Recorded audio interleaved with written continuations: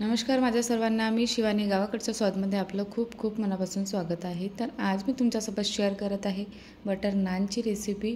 खूप मस्त झालेली होती आणि अगदी सोप्या पद्धतीने सांगितलेली आहे। चला तर सुरू करूया आजची रेसिपी। त्यासाठी काय करायचं, एका भांड्यामध्ये मी 1 कप मैदा घेतलेला आहे।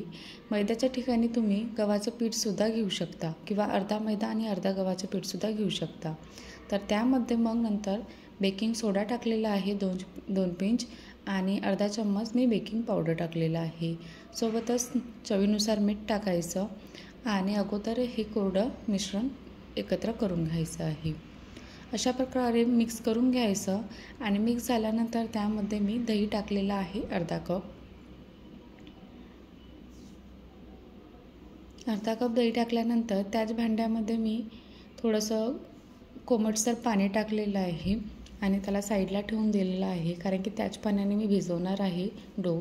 अगोदर काय करायचं, दह्याने पूर्ण मैद्याला मिक्स करून घ्यायचं आहे, पूर्ण मैद्याला लावून घ्यायचं आहे दही आणि नंतर जसं आपल्याला पाहिजे डो बनवण्यासाठी पाणी तसं थोडं थोडं करून वापरायचं आहे।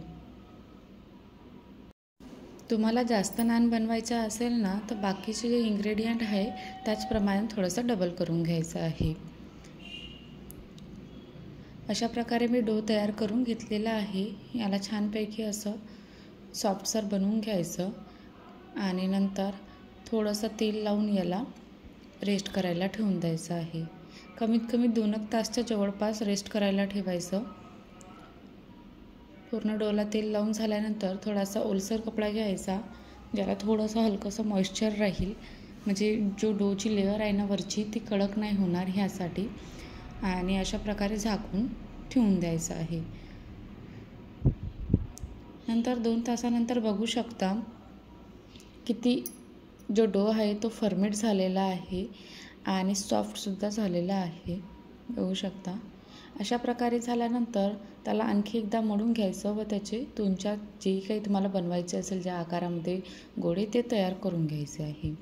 नंतर लाटून घ्यायचं थोडंसं कोरडं मिश्रण घेऊन आणि त्यावर थोडंसं कलोंजी व कोथिंबीर लावून असं आणखी एकदा लाटून घ्यायचं व दुसऱ्या साईडने थोडंसं पाणी लावायचं आणि कडकडीत गरम केलेल्या ताव्यावर याला चिपकवून घ्यायचं आहे।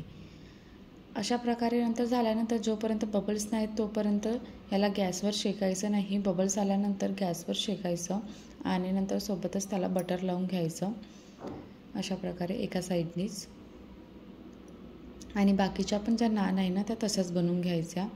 याच्यामध्ये एकच काळजी घ्यायची की जेव्हा नान लाटून घेतो आपण, लाटल्यानंतर त्यावर कलोंजी वगैरे कोथिंबीर वगैरे लावायचं, त्यानंतर त्याच्या दुसऱ्या साईडने पाणी लावून घ्यायचं, ताव्याला छानपैकी गरम करून घ्यायचं आणि नंतर ती जोपर्यंत बबल्स नाही येत नानला तोपर्यंत पलटवायचे नाही गॅसवर, आणि बबल्स आल्यानंतर पलटवून त्याला छानपैकी शेकून घ्यायचं आहे।